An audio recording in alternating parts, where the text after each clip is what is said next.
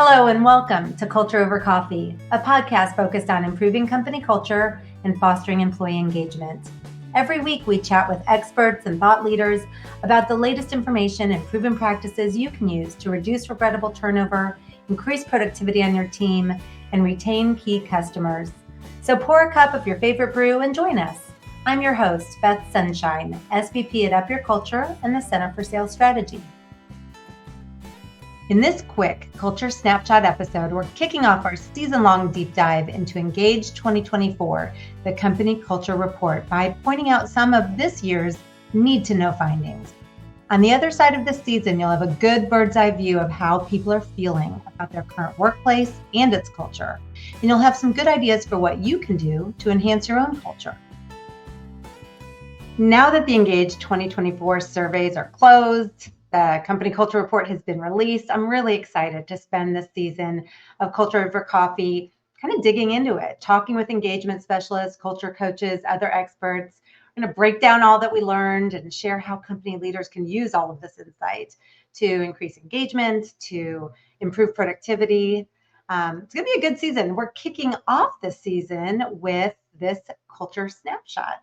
Our team, as you can imagine, has spent countless hours poring over this data, deciphering all of the stories that it tells. And I've highlighted some of the most interesting findings and trends I've got here with you to share today. My goal is to spend the next 10 minutes or so giving you a very good look, a little peek inside U.S. businesses so you can see what's happening behind the scenes, what's happening with company culture, employee engagement, and all of the hot topics that determine whether an organization is a great place to work.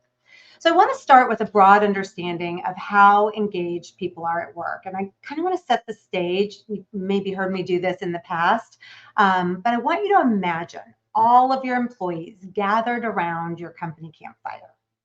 You've got some really engaged employees who are actively creating the sparks. They're lighting the fire. They're keeping it stoked. And then behind that group of engaged employees, there's another group. There's a group of people who are lounging back in their lawn chairs. They've got their feet kicked up. They're letting other people do the work. This group may be happy. They're enjoying all of the benefits of the campfire, but they aren't contributing in any way. Those are your not engaged employees. And then you have a third group of people at your company campfire. In this group, they're periodically dumping water on the fire. They're removing logs so that it doesn't burn quite as brightly. Those toxic employees, those are your actively disengaged people. And I want you to have that visual in mind because I think it's really difficult to hear that this year's survey showed that only 55% of participants are engaged at work. That leaves a lot of people who are either kicked back and checked out, or even worse, actively working against the growth of your organization. And disengagement can be contagious. Imagine working really hard to build a fire, put logs on that fire, and other people are dousing the flames. That would probably decrease your energy for all that work you're doing. I find it really concerning, speaking of that 86% of our respondents work side by side with people who are actively disengaged. Not even just checked out, but working against the good of the organization. Imagine how that can bring down energy and morale and productivity. So we wanted to learn more about that. We asked people about their future expectations of their cultures, and we saw some mixed results. We saw that employees and managers feel quite differently about this. Frontline employees are more positive than their managers are. 81% are hopeful. They believe that their cultures will improve. I love that. But 30% of managers report that they do not like their current culture and they believe it's only getting worse. So here's the message I have for those managers and for anyone listening who feels the same way. If you manage other people, you have the power to change this. And here's how. First, check yourself. How is your own level of engagement? If you're disengaged, your people are 3 times more likely to be disengaged. And if you're not the problem, then you need to figure out what is the problem. And you need to make a plan to change it. This survey showed that 71% of employees whose companies were intentional about improving their culture saw improvement. So consider that. If you're in a position of management, you can make change. Imagine the difference you can make if you're intentional in that way. The first thing that you're going to see with a culture improvement is stronger employee retention. And that is desperately needed. We learned that 47% of those surveyed have actively considered leaving their jobs recently. When an employee is clocking in and then checking out, it's obviously bad. It's bad for the employee, it hurts the company. So, in those situations, actually, it's probably not a bad thing when they do leave their job. But this is a huge number. I mean, just to kind of repeat that, that's nearly half of the people surveyed who said that they've actively considered recently leaving their jobs. I mean, that tells us how checked out they are. In truth, if we're honest with ourselves, they've probably already left the organization. They just haven't told their employers that yet. And turnover is expensive. Hiring, training, that's hard. It's so much better to just engage the employees that you've already worked so hard to get. So on that note rather, I've got some good news for you. I was excited to share this part. We know how important it is that people have a strong sense of purpose at work. And we learned that 90% of respondents, 9 out of 10, they do feel a sense of purpose in the work that they do. I find that so very reassuring considering the engagement data, because what it tells me is the vast majority of people are doing work that they find meaningful. So if their companies make an effort to improve their culture, if they create an environment that also feels meaningful, it probably won't take much for those people to start feeling more inspired, more engaged. Now, how can we do that? How can we create that kind of environment?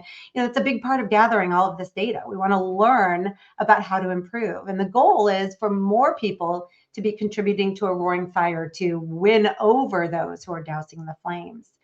The only way to improve employee engagement is to strengthen your culture. Those two go hand in hand. When you have a thriving company culture, employees will be highly engaged. If your culture begins to slip, so will your level of employee engagement. We know that there are 4 ways that you can boost your culture, 4 ways you can lift engagement. And we call those the 4 engagement elevators. We've got shared mission, people development, valued voice, and earned trust. Now, I'm not going to go into any of those deeply right now. We'll touch on that in our future episodes this season, but I did pull out a few interesting things that I know you're going to want to walk away with. Starting with shared mission, we know that employees want to have a clear sense of where their organization is going and why they're working so hard to get there. They also want to understand the rules of the game for success. And that's where company core values come in. Core values set the bar high for whatever behavior is going to be celebrated. And it also lets employees know what behaviors just can't be tolerated here. When a company establishes core values and then they live up to their core values, employees applaud. They want their companies to be who they say they are. At our company, we value quality, integrity, responsiveness. When someone demonstrates those behaviors, as a group, we celebrate them because we truly value them. This is one of the most disappointing aspects of this year's survey, in my opinion. This one bothered me. We learned that 87% of those surveyed work for companies whose leaders tolerate behaviors that don't align with their core values. So in other words, I mentioned our core values are quality, integrity, responsiveness. It would be like saying that we value behaviors like integrity, but then we take a shortcut. We want to make something happen, and so we demonstrate a lack of integrity instead. When we don't live up to our core values, we break those bonds of trust that we have with our people. And when that happens, engagement drops. Imagine playing a sport where the rules say you cannot push and shove other players. But then the refs and the coaches, they turn the other way when pushing and shoving happens. How engaged would you be in that game moving forward? Or would you be just like, I don't even know what's happening here? If you want my advice, this is the first thing you have to get squared away if you want a thriving culture. It's the best place to start. Identify your true core values and then make them real. So let's turn our attention. That was shared mission. We'll turn our attention to the second engagement elevator, which is people development. I know people need to feel cared about. They need to feel supported at work. And it's critical that they believe they're growing. Nobody wants to be stagnant. We learned that only 37% of people work for companies that are extremely focused on developing their people. And that's down from 51% last year. So last year was 51% of people who said that their companies are not extremely focused on this. Now 37%. 48% told us that they think their companies are somewhat focused, but 15% of respondents shared that their development is not important to their leaders at all. I mean, human nature is to fight stagnation. We want to develop. So those 15% who say their growth is of no consequence to their companies, they're likely on that list of people who are considering other employment opportunities. Certainly, they are on the list of people who are not engaged. Also, we learned that only 45% of respondents receive feedback from their manager on a daily or a weekly basis. And that's another key to engagement. 35% said that they only hear input on how they're doing 4 times a year or less. And remember, feedback isn't negative. Feedback can be positive or negative.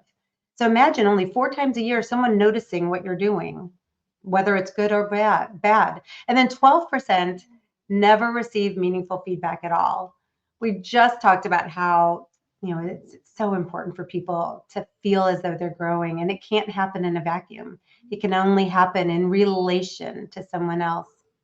The third engagement elevator is valued voice, which is about strong two-way communication between people and departments. And it looks like interdepartmental communication is lacking for most, with 79% reporting that collaboration and communication between departments needs improvement. But the more shocking revelation for me involved how employees answered the question of whether their opinions matter at work. Here's what we learned there. 55% reported that they don't believe their opinions always matter at work. And that set off warning bells for me. We know that when people believe their opinions matter, they share them.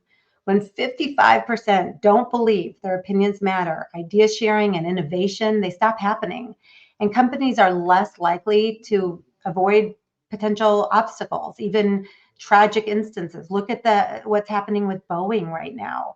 And over the last many years, we know from whistleblowers that the culture at Boeing became toxic over time. Employees were discouraged from speaking up when they saw a problem. And there was an unwritten rule from what we heard in their culture, which was keep your questions, your problems to yourself. Your opinions don't matter. And we know the outcome of that. So something to think about. The last snapshot I'll share with you today has to do with the fourth engagement elevator, which is earn trust. I alluded to the importance of trust earlier when we talked about core values, doing what you say you're going to do. It goes beyond just your manager or your coworkers. People want to work for organizations that are trustworthy. So we learned in Engage 2024 that 50% of people can't always count on their managers to follow through. Maybe they're saying one thing, doing another. They're seeing the same thing from leaders at the top of their organizations. Maybe they're just not following through on the promises they made. Regardless, that's got to turn around. Employees can't work like that for long. So I'm excited to spend this season of Culture Over Coffee talking with the experts. We're going to go through the best practices that you can use to improve culture, to increase engagement, to make your place a great place to work. So tune in, join the conversation. Thanks so much for spending time with us on Culture Over Coffee. If you've enjoyed the conversation, be sure to subscribe and join us for every episode. For more helpful information on the topics of company culture and employee engagement, visit us at upyourculture.com. Enjoy the journey as you increase engagement and up your culture.